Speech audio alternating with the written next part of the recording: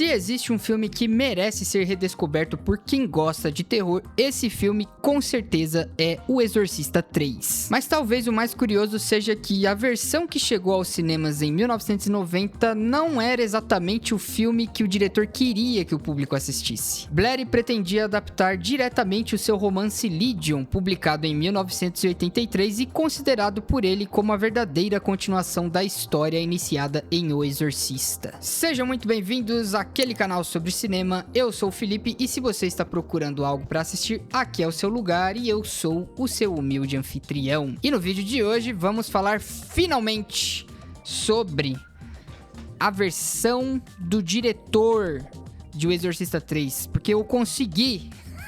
Tem bastante coisa pra gente debater a respeito, então o vídeo de hoje vai ser um pouco diferente. Vou fazer uma primeira análise sem spoiler, depois eu vou fazer uma análise com spoiler, comparando as duas versões, beleza? Lembrando que já existe a análise do corte dos cinemas do Exorcista 3 aqui no canal, e eu recomendo você dar uma olhadinha lá e depois vir pra esse aqui, porque hoje a conversa vai render. Então, sem mais enrolação, eu vejo vocês depois da nossa vinheta.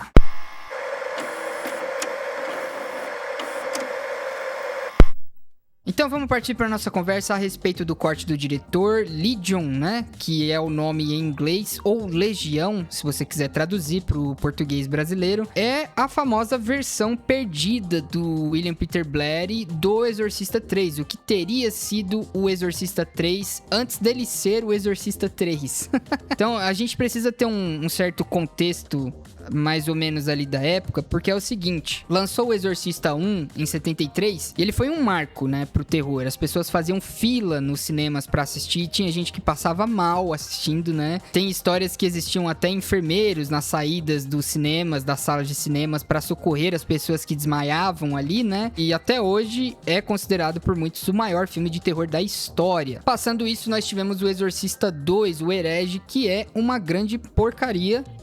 A grande maioria das pessoas detesta o Exorcista 2, né? Porque ele é como se fosse a antítese do Exorcista 1. Então a gente pode desconsiderar o Exorcista 2, que nem eu fiz, e partir direto pro Exorcista 3, né? Que é onde tem uma continuação direta 15 anos depois da história contada no primeiro filme. E uma coisa muito bacana desse Blu-ray aqui é o making of a respeito da produção desse filme, onde você tem o Brad Dourif, que interpreta o Gemini Killer, falando a respeito de como eles já haviam filmado toda a versão do William Peter Blatty do Legião. O corte já estava pronto, eles já tinham finalizado tudo praticamente. Aí o estúdio assistiu, não gostou, pediu mudanças e eles tiveram que reformular o filme todo, né? Trazendo o Jason Miller de volta como o Father Karras, que aparece lá no primeiro filme. A introdução ali abrupta do Father Morning, que é o responsável pela cena do exorcismo, né? Que acontece no clímax do filme. Foram mudanças para deixar o filme mais comercial. Não era exatamente o que o William Peter Blatty queria para essa versão da história que ele mesmo escreveu, né? Anos após os acontecimentos de O Exorcista, o detetive William Kinderman investiga uma série de assassinatos brutais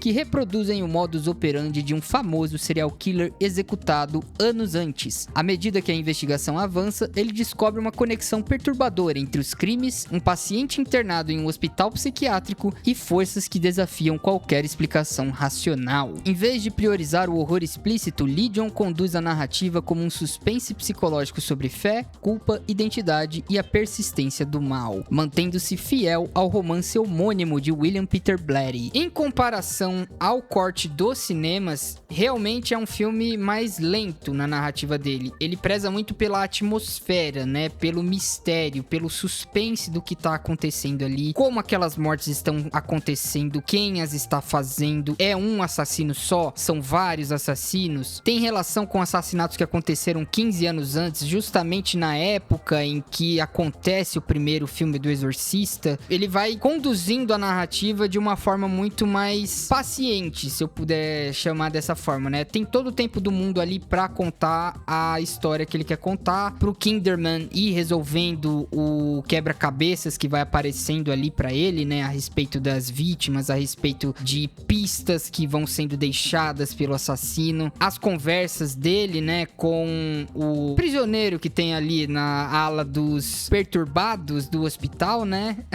Mas aqui nessa versão você tem muito mais do Brad Dourif, da performance dele, né? Porque muita coisa foi cortada pra encaixar o Jason Miller na versão que foi pros cinemas. E uma coisa muito interessante que tem aqui, que eu não sabia a respeito, mas que o making of conta, é que o Jason Miller, quando ele entra pra fazer as cenas dele, ele não consegue decorar as falas, porque ele tinha um problema com alcoolismo. E ele não conseguia decorar os monólogos, né? Que eram do personagem do Brad Dourif, originalmente. E aí, uma coisa que você vai ver assistindo a essa versão são as alternâncias entre os takes do corte dos cinemas e os takes que são da versão do diretor. Porque quando a Shout Factory foi atrás de fazer esse Blu-ray, eles foram atrás dos negativos originais do filme pra poder reconstruir a versão do diretor. Mas infelizmente, depois de tanto tempo, esses negativos se perderam, né? Então não tinha mais a versão original do William Peter Blatty. Mas por muita sorte ou por uma bênção divina, se você quiser colocar dessa forma, havia as gravações das diárias em fitas VHS. Então você não tinha mais o filme negativo, mas tinha a conversão deles pra fitas VHS. Então eles intercalaram muita coisa com o material que eles encontraram e as cenas originais do filme que foi lançado mesmo. Você vai notar essa diferença, ela é bem nítida até no aspect ratio ali, no formato, porque uma tá em widescreen, a outra vai estar no formato 4x3, que é o formato VHS, que era o formato daquelas TVs naquela época, né? Se eu fosse destacar um ponto negativo, seria esse, eu como editor, né? Eu teria encaixado as cenas do filme mesmo no formato 4x3 também, juntamente, talvez aplicado um filtro VHS em cima, né, pelo bem da imersão, sabe? Porque é um aspecto negativo, pelo menos pra mim, você ter as cenas que estão em alta definição do Blu-ray, né, do corte dos cinemas, e você tem a alternância entre as gravações do VHS que não estão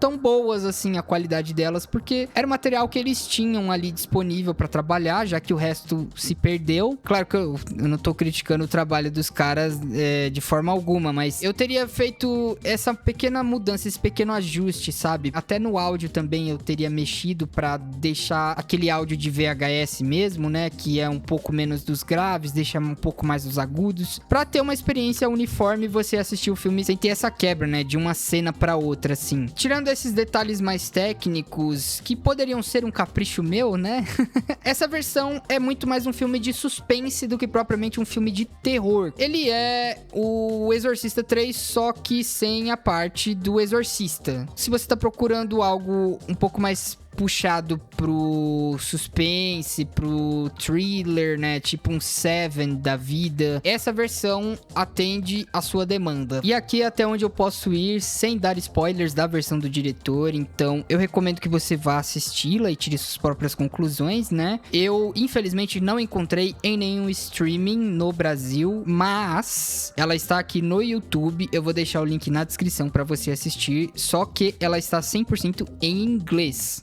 Infelizmente, é o que eu consegui. Mas assista e me diga o que você achou. E agora, vamos falar com spoilers do filme, certo? Bora lá! Então o filme já vai abrir de uma forma diferente do corte dos cinemas. Aqui a gente já vai dar de cara com a escadaria pela qual o Damien Karras se joga no final do primeiro Exorcista. E a gente vai migrar disso pro sonho, né? A sequência do sonho que abre o corte original. Onde a gente tem a cena da igreja, né? Da estátua de Cristo dormindo. E aí a porta se abre com o demônio entrando, gritando Preacher. Essa cena, ela já começa diferente porque na versão dos cinemas, a voz que aparece ali falando que tem sonhos com uma rosa e o cair sobre uma longa escadaria vai ser a voz do James Venomon, o personagem do Brad Dourif, que é o Gemini Killer, né? Então a gente vai partir do ponto de vista dele nessa história. E isso que eu achei já uma virada de chavinha bem interessante. Você vê que é o áudio retirado do VHS, né? Das gravações de VHS e mixado ali por cima cima da trilha sonora. Eu sinto que tem um fade bem safado ali no início da frase dele, como se estivesse cortando a frase que ele vai soltar mais pra frente quando ele tá conversando com o personagem do Kinderman. Mas são detalhes que eu noto, né, que eu acho muito divertidos assim. Inclusive, uma coisa bem legal é que esse início, ele é praticamente quase todo em preto e branco, com exceção da cena da igreja, né? Então você tem ali o início da cena da escadaria na noite de 1975, né, que é onde se passa o primeiro exorcista, e é todo em preto e branco, uma coisa que eu achei bem legal, assim, um detalhe mais assustador, né?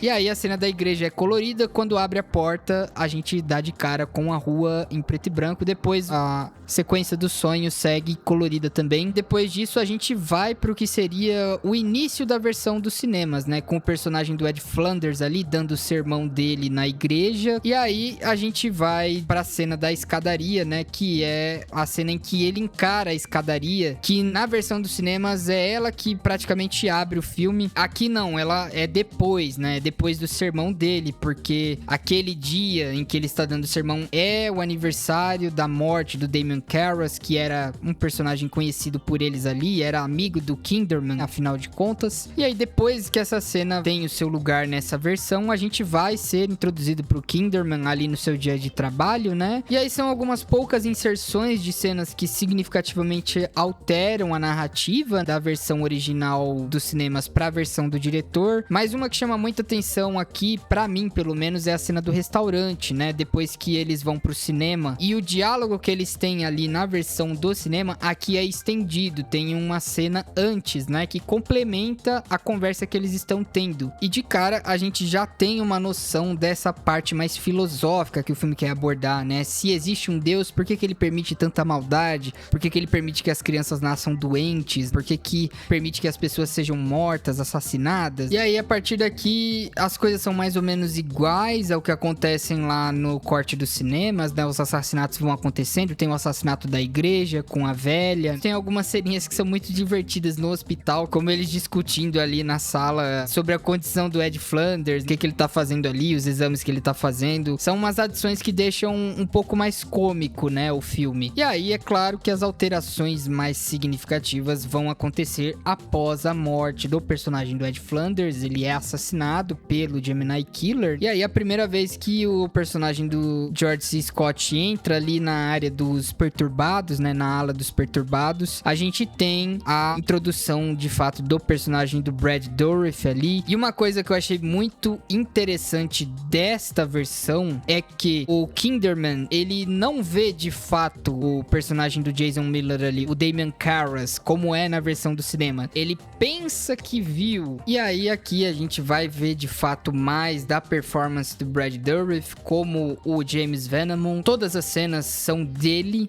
né, com o Kinderman dentro da cela, não tem alternâncias entre ele e o personagem do Jason Miller. E assim, na minha opinião, pelo menos, a interpretação dele nessa versão do diretor, ela é um pouco mais contida. Na versão dos cinemas, ele surta muito mais. Eu gosto mais das surtadas que ele dá, né, naquela versão. E um detalhe muito curioso é que a cela dele ainda é das gravações da direção de arte original do filme. Então, ao invés de ser aquela parede acolchoada de hospício, aqui não, é uma coisa que lembra muito uma cela medieval. Isso era a intenção de um dos profissionais do departamento de arte ali, como é contado no documentário de produção do filme. É legal porque parece algo antigo, né? Ele tá preso ali há praticamente 15 anos, né? Como ele mesmo conta. Então, é um detalhe que muda o olhar que a gente vai ter sobre o personagem. No mais, eu sinto que os diálogos entre ele e o Kinderman não mudam tanto assim. É uma variação ou outra de alguma fala ou outra, sabe? O monólogo, claro, é mais longo com ele. Você vê que tem uma entrega ali do Brad Dourif pro personagem que é maior, né, do que na versão dos cinemas, porque ele tem mais tempo de tela. E aí, por serem gravações de VHS, né, com a qualidade baixa em comparação ao material dos cinemas, não dá pra ver tanto assim do rosto dele, da performance dele, com exceção de algumas cenas específicas, né? E o som, evidentemente, não ajuda muito, né, nessa questão, porque, como eu falei, perde a imersão do filme. Por exemplo, a voz dele aqui não é modulada,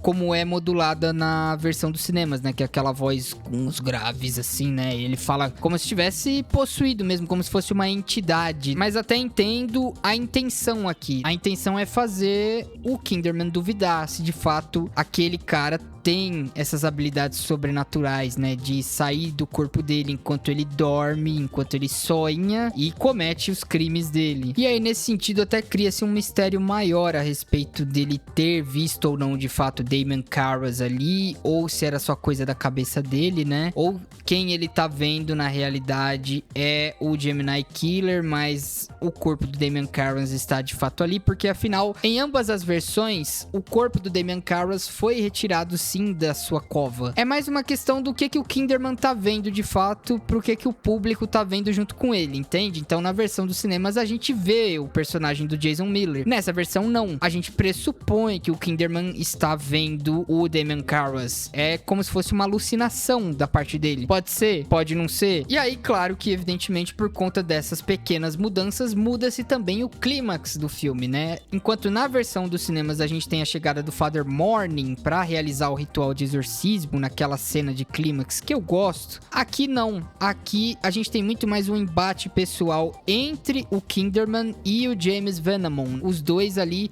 se antagonizando até o fim. Por exemplo, na cena em que vai haver o confronto entre o Kinderman e a personagem catatônica que o James Venomon possui, no corte dos cinemas ela tá enforcando o Kinderman, né, pra matar ele ali, e ela é interrompida, no caso ele é interrompido pela chegada do Father Morning. Aqui não, simplesmente é o espírito do Damon Karras que tá lutando contra ele ali, segurando ele pra que ele não mate o Kinderman, porque os dois eram melhores amigos e tudo mais. E aí a gente tem um desfecho que pra muitos é considerado anticlimático, mas pra mim faz sentido dentro da proposta do corte do diretor. Então ele chega ali na sala, diz a mesma frase que ele diz no corte dos cinemas e simplesmente pega o revólver e atira no James Venomon e mata ele e acaba o filme. E aí, dando um veredito, né, sobre as duas versões, consigo gostar das duas, sabe? Eu tava na dúvida sobre qual eu gostava mais. Eu, quando assisti a primeira vez o corte do diretor, eu achei que a versão dos cinemas era melhor, porque eu gostava mais do clímax da versão dos cinemas. Mas depois, assistindo uma segunda vez, eu consegui gostar da versão do diretor também. É um filme que é muito mais de suspense, muito mais investigativo, muito mais atmosférico, eu diria. O final é anticlimático em relação ao que se espera de um filme do Exorcista. Mas, de novo, não é o Exorcista. É Legião. Claro, se eu fosse recomendar uma versão do Exorcista 3 pra você assistir, eu diria pra você ver o corte dos cinemas primeiro, e aí depois ver a versão do diretor. Inclusive, essa versão é aprovada pelo próprio William Peter Blatty, quando a Shout Factory tava montando esse Blu-ray. E eu vou deixar o link aqui na descrição pra você dar uma conferida se você quiser comprar, tá bom? Esse é importado da Amazon mesmo, então não tem legenda em português, tá 100% em inglês, tá bom? Já saiba disso.